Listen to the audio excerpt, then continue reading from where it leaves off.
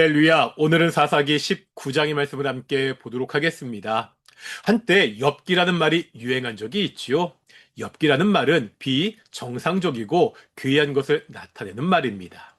엽기적인 사건이란 말은 지금도 많이 쓰입니다. 상식적으로 받아들이기 힘든 이상하고 잔혹한 범죄 사건을 가리킬 때 사용됩니다.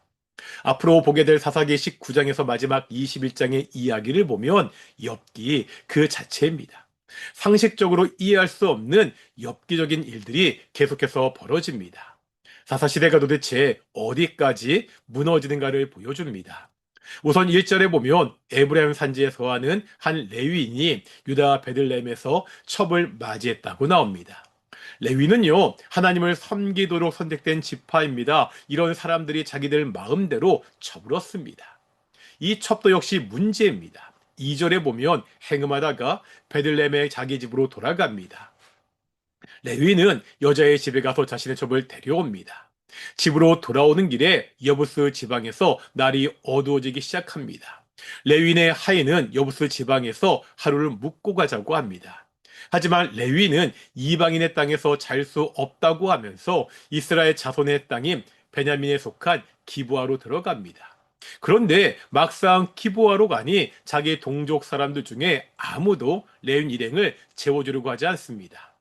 율법은 이방 나그네를 잘 대접하라고 했습니다. 하지만 같은 민족도 대접하지 않는 시대입니다.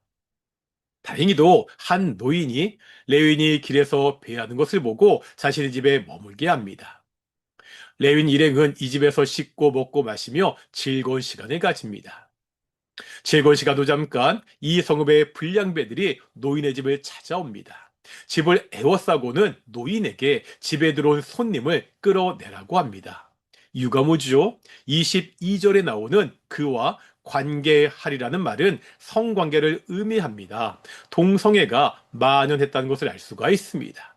그러자 레위 사람이 어떻게 합니까? 자신의 첩을 이 불량배들에게 내어줍니다. 비겁하기 짝이 없는 행동입니다.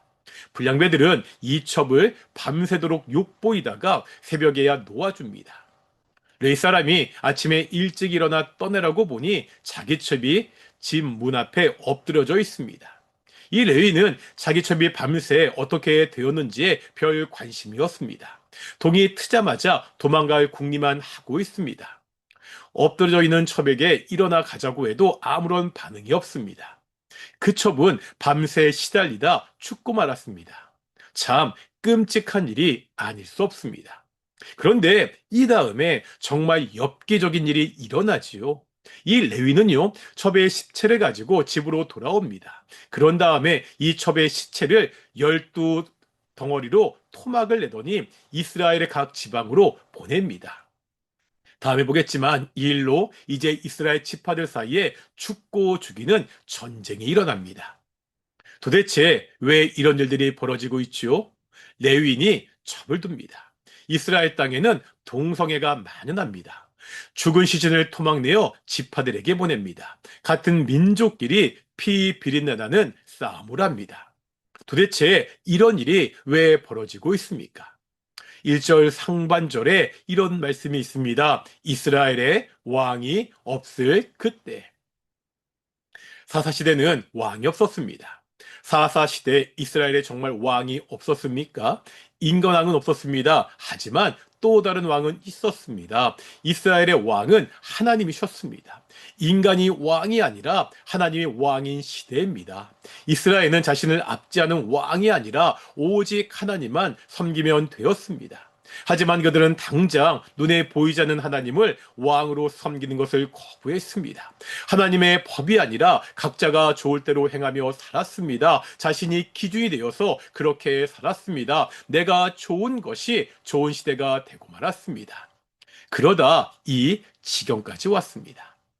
오늘날 우리는 어떻게 살고 있습니까?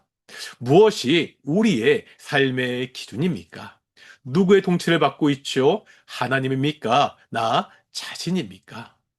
이 약한 세상, 오직 하나님의 통치를 받고 하나님의 뜻을 따라 살아가는 귀한 성도들이 되시기를 소망합니다. 기도하시겠습니다.